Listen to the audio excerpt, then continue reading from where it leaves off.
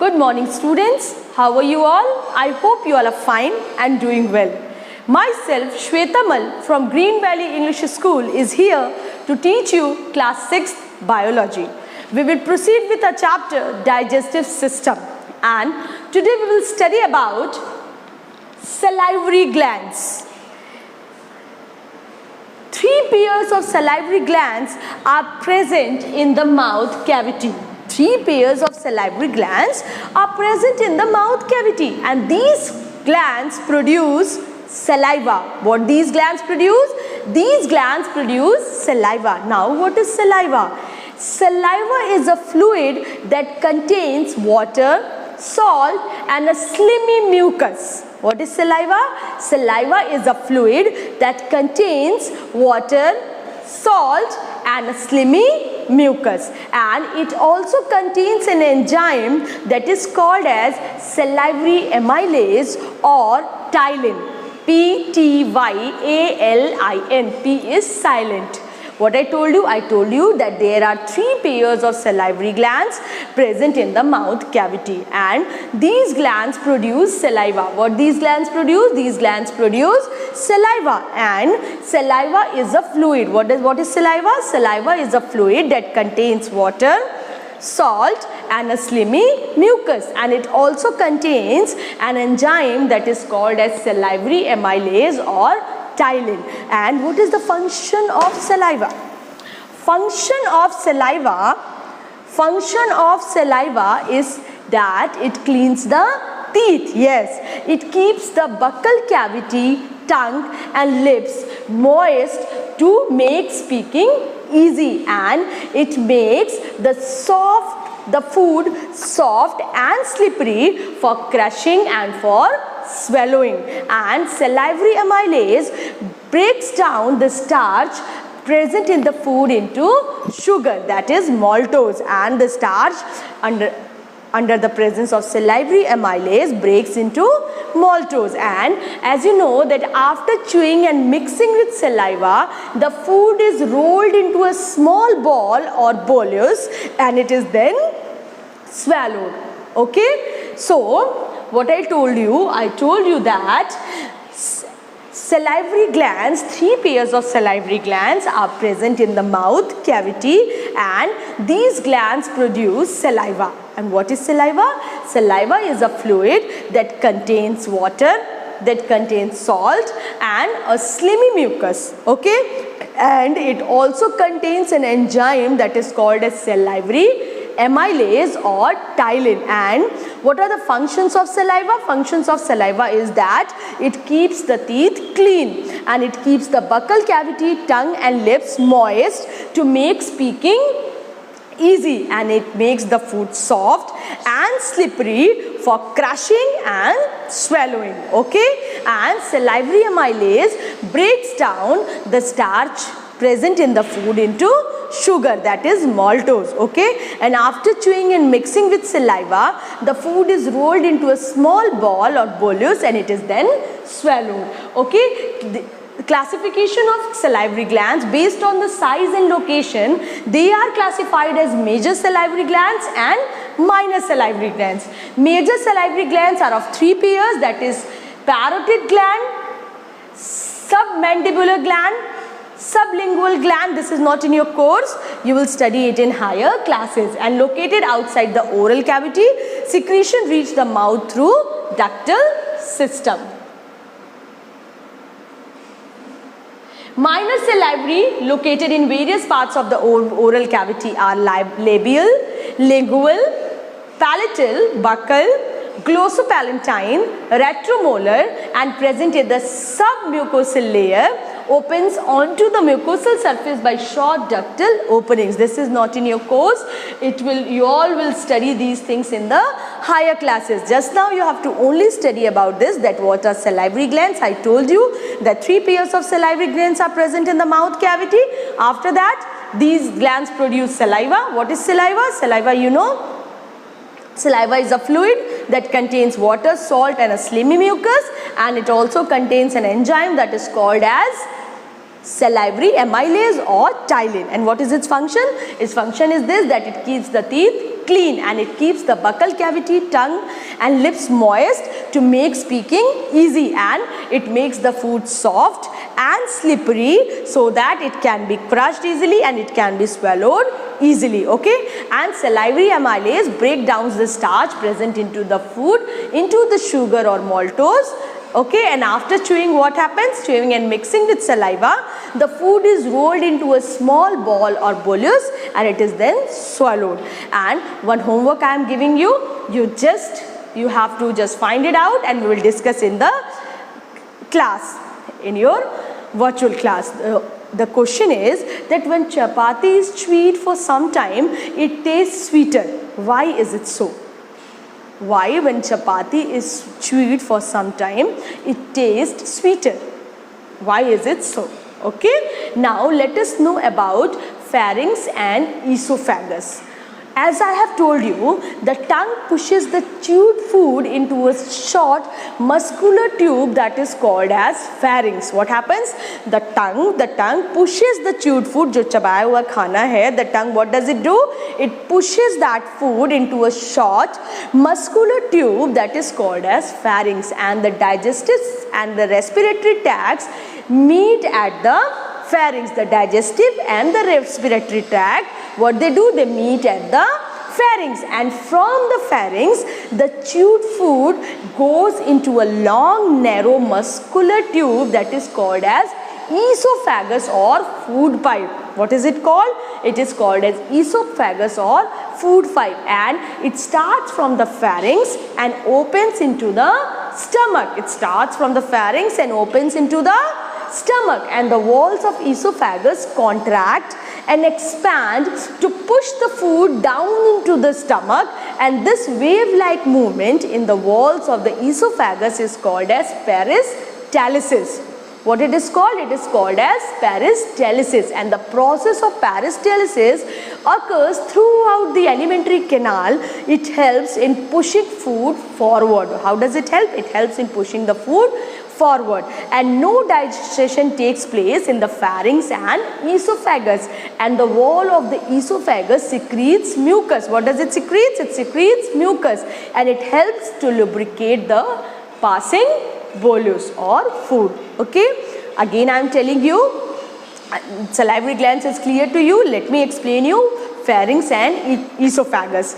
The tongue, what does the tongue do? It pushes the chewed food, the food which you have chewed, the tongue pushes it into a short muscular tube that is called as pharynx. Okay, there is a short muscular tube that is called as pharynx. The tongue, what does the tongue do? The tongue, yes, it pushes the chewed food into the pharynx, and the digestive and respiratory tract meet at the pharynx. The digestive tract and the respiratory tract meet together at the pharynx, and from the pharynx, what happens? The chewed food, the food which is chewed, it goes into a long and narrow muscular tube that is called the esophagus, or it is called as food pipe. Yes, and it starts from the pharynx and it opens into the stomach. It starts from the pharynx and it opens into the stomach, and the walls of the esophagus contract and expand to push the food down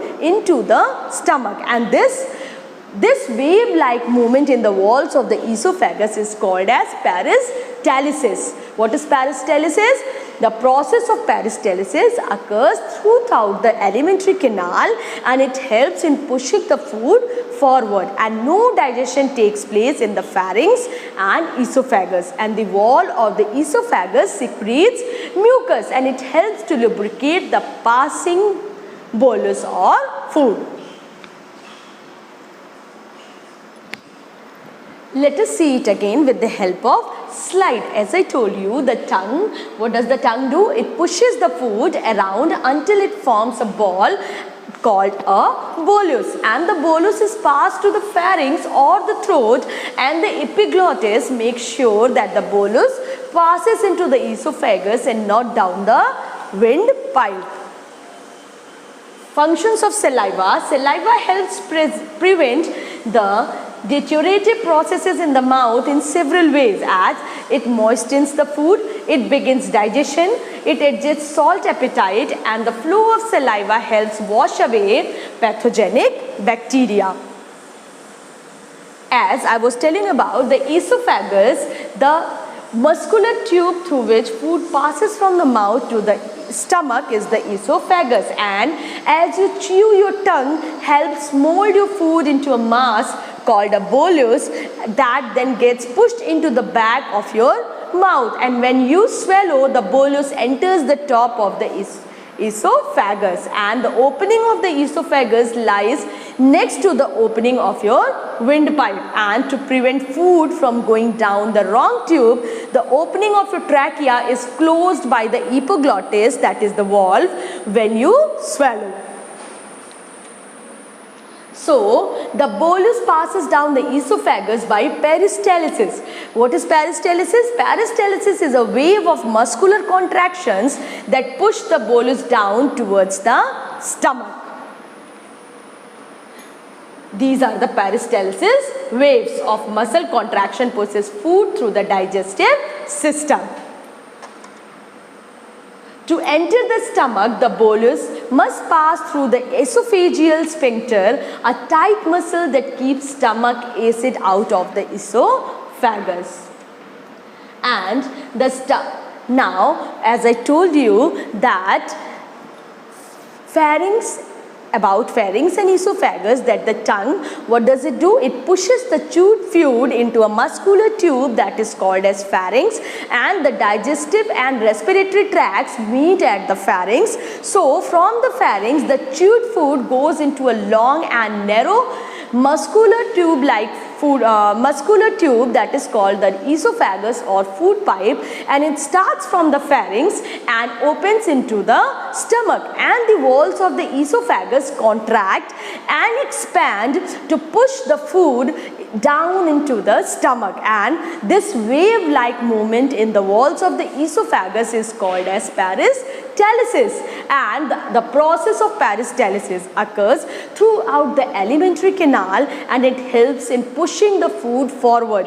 No digestion takes place in the pharynx and the esophagus, and the wall of the esophagus secretes mucus, and it helps to lubricate the passing bolus or food. Now let us talk about stomach. The stomach is a J-shaped, bag-like organ. What is the stomach? Stomach is a J-shaped bag-like organ, and it is present on the left side of the abdomen. Where is it present? It is present at the left side of the abdomen, and it is the widest part of the alimentary canal. It is the widest part of the alimentary canal, and the walls of the stomach is highly muscular. The walls of the stomach is highly muscular, and it contains gastric glands. What does it contain? It contains gastric glands, and these glands secretes gastric juice. What these glands secrete? They secrete gastric juice, and gastric juice contains renin, hydrochloric acid HCl, pepsin, and mucus. The stomach has folds called and is a big muscular pouch which turns the bolus and mixes it with gastric juice and a mixture of stomach acid, mucus, and enzymes. The acid, what does it do? It kills off any invading bacteria or viruses. The enzymes help break down proteins and lipids, and the mucus protects the lining of the stomach from being eaten away by the acid. The stomach does do some absorption too. Some medicines, that is aspirin, water, and alcohol, are all absorbed through the stomach, and the digestive bolus is now called chyme, and it leaves the stomach by passing through the pyloric sphincter. Now, chyme is now in the small intestine. Where is it? It is in the small intestine, and 90% of absorption occurs here only in the small intestine. And the liver and the pancreas. The liver and the pancreas, what does it do? The liver and the pancreas help the small intestine to maximize the absorption, and the small intestine is broken down into three parts. The small intestine is broken down into three parts, that is duodenum, the tube that runs from the stomach to the small intestine. The duodenum, that is that tube that runs from the stomach to the small intestine. And jejunum, the jejunum is where the majority of absorption takes place. This is the place where majority of absorption takes place. And ileum, the last portion of the small intestine is the ileum, compacts the leftovers to pass through into the large intestine.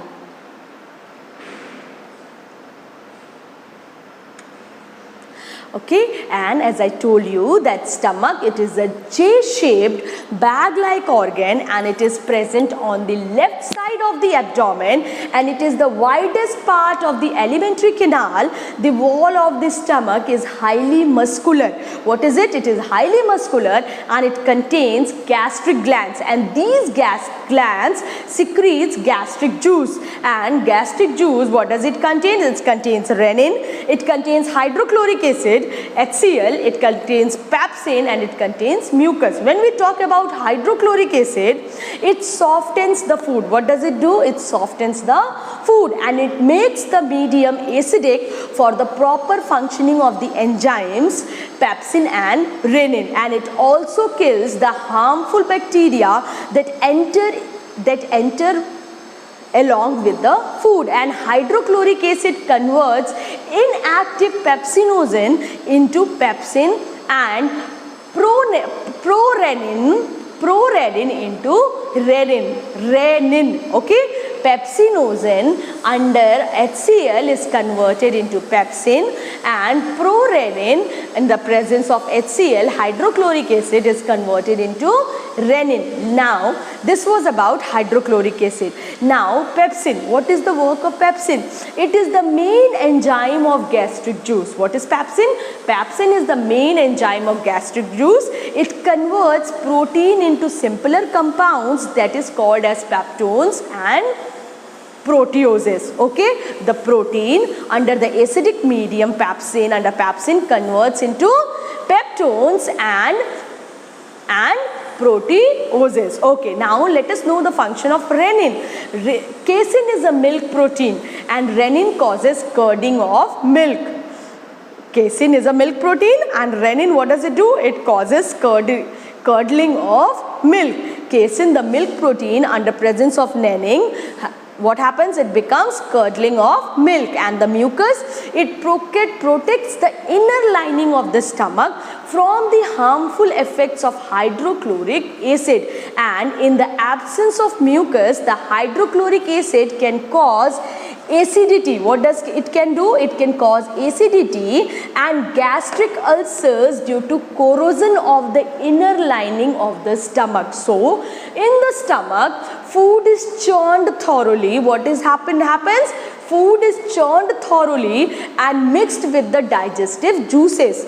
The food is churned thoroughly and it mixed with the digestive juices, and it is changed into a pulp-like thick paste that is called as chyme. And the chyme then moves to the first part of the small intestine, that is called as duodenum. What I told you that in the stomach, food is churned thoroughly and mixed with the digestive juices, and it is changed into a pulp-like thick paste that is called as chyme, and the chyme then moves into the first part of the small intestine, that is called as duodenum. Clear to everyone? Now let us know about small intestine. As I told you just now that small intestine is the longest part of the alimentary canal. It is the longest part of the alimentary canal. It is about 6 to 6.5 meters long, and it is divided into three parts: duodenum, jejunum and ileum. As I told you that the small intestine is divided into three parts: duodenum, jejunum and ileum, and the small intestine receives digestive juices from the liver and the pancreas. The small intestine, it receives digestive juices from the liver and the pancreas, and the wall of the intestine secretes digestive juices that is called as intestinal juices, and the food remains in the small intestine for about 2 to 6 hours for digestion. Okay, now in our next class we will study about liver. Okay, before that I told you about the digestive system. In that I told you about the stomach. It is clear to you all. As I told you, again I am repeating once more, the stomach is a J-shaped bag-like organ, and it is present on the left side of the abdomen. It is the widest part of the alimentary canal, and the wall of the stomach is highly muscular, and it contains, yes, gastric glands. It contains gastric glands, and these glands secretes gastric juices. And what are these gastric juices contains? These gastric juices contain renin, hydrochloric acid HCl, pepsin and mucus. Now, what is hydrochloric acid HCl? It softens the food and it makes the medium acidic for the proper functioning of the enzymes, that is pepsin and renin, and it also kills the harmful bacteria that enter along the food, and HCl converts inactive pepsinogen into pepsin and prorenin into renin. Yes, now what is pepsin? Pepsin, it is the main enzyme of gastric juice, and it converts protein into simpler compounds, that is called peptones and proteoses. Okay, renin, casein is a milk protein, and renin causes curdling of milk. Now let us talk about mucus. Mucus, it protects the inner lining of the stomach from the harmful effects of the HCl, hydrochloric acid, and in the absence of mucus, hydrochloric acid can cause acidity and gastric ulcers due to the corrosion of the inner lining of the stomach. And in the stomach, food is churned thoroughly and it is mixed with the digestive juices, and it is changed into a pulp-like thick paste that is called as chyme. And the chyme then moves into the first part of the small intestine, that is called as duodenum. And as I explained you about small intestine, the small intestine is broken down into 3 parts, that is duodenum, jejunum and ileum. The small intestine is the longest part of the alimentary canal. It is about 6 to 6.5 meters long, and it is divided into 3 parts: duodenum, jejunum and ileum. And the small intestine receives digestive juices from the liver and the pancreas, and the wall of the small intestine secretes digestive juices that is called as intestinal juices, and the food remains in the small intestine for about 2 to 6 hours for digestion. And what is duodenum? The duodenum, this tube which runs from the stomach to the small intestine, is the duodenum. And when I talk about jejunum, the jejunum is where the majority of absorption takes place, and the third one, that is ileum, it is the last portion of the small intestine is the ileum, and it compacts the leftover to pass through into the large intestine. So this was about small intestine. In our next class we will study about liver and pancreas. Thank you, students.